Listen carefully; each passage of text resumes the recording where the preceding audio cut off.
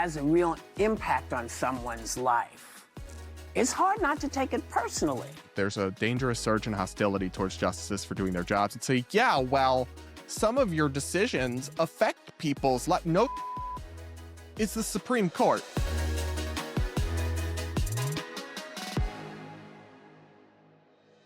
For our media segment, again, more people making excuses for political violence, day that ends in Y. We've got the lovely and always insightful and brilliant ladies over at The View. My absolute fave. I turn it on every day. Just kidding. I watch clips because I suffer for y'all to bring y'all entertainment slop. But the idea of sitting down in the middle of the day that millions of people do and turning on The View and watching it with commercials, I don't know, give me the electric chair. Give me the electric chair before that. But anyway, they talked about something that really shouldn't be controversial, which was the Chief Justice of the Supreme Court, John Roberts, coming out and saying, like, hey, judges are getting a lot of threats and hostility and threats of violence, and it's really not okay. Like, this is not who we are as Americans. And for whatever reason, the ladies of The View are just like not capable of being normal and being like, hey, that's bad. Yeah, let's settle our differences politically, not threaten people or whatever. They're like, yeah, we don't want violence, but you asked for it by doing things we disagree with. That was essentially their take. And you might think I'm like caricaturing them or giving like kind of beating up a straw man. So let's watch. And you tell me if I just characterized what they're saying correctly or incorrectly. You can let me know in the comments. I think I'm correct.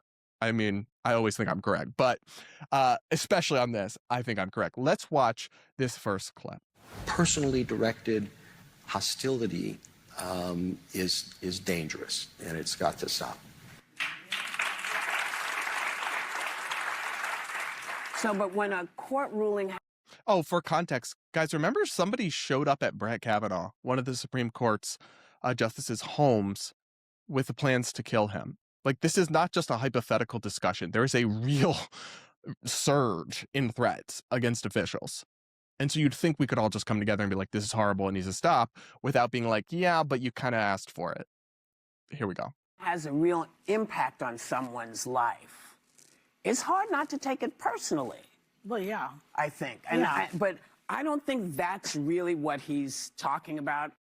All right, so her response, Whoopi Goldberg here, is to play this clip, the Chief Justice saying that there's a dangerous surge in hostility towards justices for doing their jobs and say, yeah, well, some of your decisions affect people's life. No, it's the Supreme Court. They hear important cases, and either way they rule, some people are going to be very upset and negatively affected. That's why they fought all the way to the Supreme Court. I'm going to crash out. Like, today is just going to be multiple segments of me crashing out because my patience is running out. I consider myself to be a patient. All right. Sorry. I shouldn't lie to y'all like that.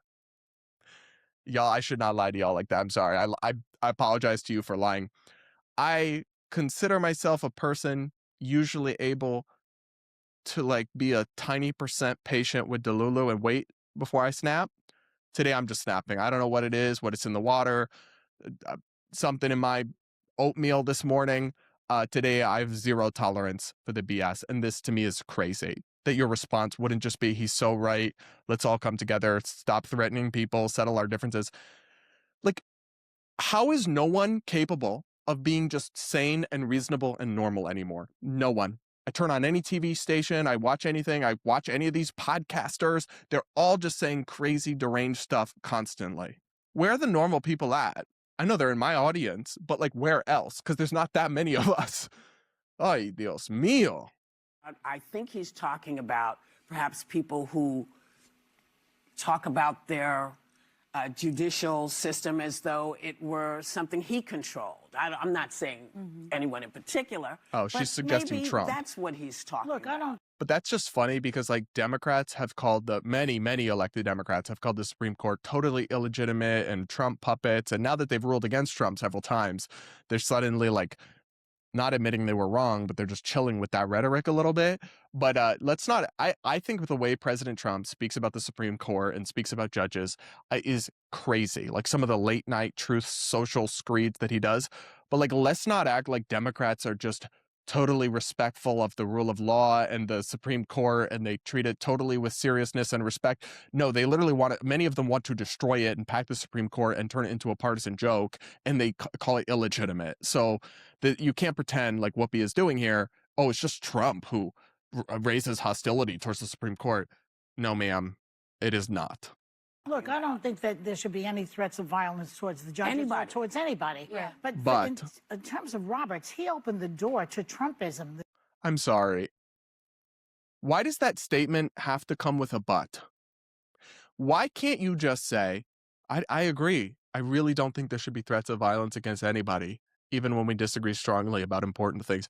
That's to be, but you opened the door to you kind of asked for it. With you wore a pretty short skirt there, Justice John Roberts. I don't know, man. This guy, because he wrote the decision in the 6-3 decision to declare the American president immune from criminal prosecution. Yeah. Wrong. That is an inaccurate description of the Supreme Court ruling. Shocker, right? That Joy Behar would have no idea what the she's talking about. And I don't necessarily agree with this ruling, but it's actually quite complicated. The Supreme Court ruled that there are certain things which the president can do, for which that are a core part of his job, and for those he is immune. Then there are some things that are not part of his job, and if he does it, he can totally be criminally prosecuted. Then there's some in the middle, where they created this kind of complicated test to see whether, well, is this really part of his job? Is it tangential? So the whole decision, listen, you could totally disagree with it. You could think it's a mess. But to characterize it as the Supreme Court said the president can't be criminally prosecuted is, I mean, it's either a lie if you know, or you're just dumb and wrong. I pick your struggle, I guess. But either way, it's totally wrong. Factually incorrect. Prosecution. Yeah. So that let Trump just run amok. Yeah. And that makes people talk about dividing the country, and that makes people angry, and they turn their wrath on judges when the judge doesn't rule the way they want, etc. So she really just told the Supreme Court, who's talking about how dangerous their job has become and how many threats they're getting. Well, look in the mirror. You did this ruling I don't like, so you kind of asked for it. There's no moral clarity there. There's no decency. And yet, like, that really is the kind of thing that should be a disqualifying statement for a news anchor. And remember, The View, guys, is part of ABC's news division. It's not even like, I mean, it is entertainment slot, but it's not even under their entertainment division. It's under their news division. And they're allowed to just say actually totally incorrect statements about the Supreme Court. They're allowed to just be like, well, I don't want violence, but you do things we don't like, so look in the mirror, while totally misstating those things and mischaracterizing them as well. Absolutely insane. And it wasn't just this one clip. They kept going on this. They really said, yeah, you know, this delusional take we just dropped, let's double down on it, actually. Here is some more of their lovely insight. That's why we have a system that says we're going to challenge the law. We're going to try to change it. But you know, you can't be surprised if you fool around with voting rights and you disenfranchise people, or you fool around with women's rights and you disenfranchise. You can't be surprised that people are annoyed. But that is not what normal people are doing. They're not saying, oh, we're going to get you. They're saying we're going to find a way to change the law. When you make it personal, it's what we talk about at this table all the time. We disagree all the time, but it's never personal. Correct. Because that's dangerous. It's never Yes, personal. correct. What, not being personal? No, being personal. Yes, you're right. Yeah, never personal. Yeah, it's never personal. Except right now it is personal because we got to go. They really struggle to just even be remotely coherent, because they are simultaneously victim blaming the Supreme Court for the threats and assassination attempts they face because, well, you ruled against abortion, which is, well, they didn't even rule against abortion. It's more complicated than that. They sent it back to the states. So theoretically, under their ruling, every single state could choose to allow abortion. But you did stuff we don't like. You disenfranchise people. Like, obviously, they've heard cases about the Voting Rights Act and other stuff that are very complicated. But like, no one is disenfranchised. Everyone can still vote. It's just like, and then they're saying, but like, don't make it personal. Like, don't do this. It's like, you can't simultaneously justify and make excuses for stuff, but then like throw a disclaimer on the end that you're like, well, of course no one should be threatened, but you're kind of asking for it when you disagree with me or you make rulings that are not my preference. That's like not really actually taking any sort of moral stance and saying, actually, this is bad. That's making excuses for evil stuff. And that's kind of wishy-washy equivocating. And I don't know. It bothers me. Listen, like I can understand that people get emotional and intense about political stuff, but it really bothers me when public figures who surely have their own security threats and understand that what comes with being in the public eye, when they can't have like a sane position on this, you of all people should know better, right? I'm sure that Whoopi and Joy have had stalkers or had threats sent to them for the crazy stuff they say. And I think that's awful. I think the people who threaten them should be prosecuted. I think it is terrible. And there's not going to be a but to that sentence. But if they were, no, it's terrible. It's bad. It's indefensible. See how that's not actually hard, but it's so difficult for these women to just say the correct thing and not make it like a victim blame whataboutism. I don't understand that at all. And I especially don't understand it from public figures like this who are supposed to know better. But once again, the bar is in hell.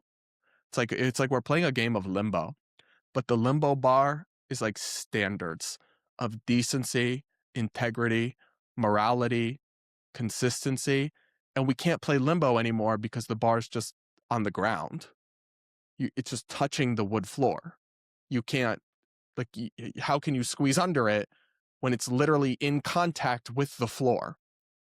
But somehow they're going to find a way to take it to the basement, I suspect.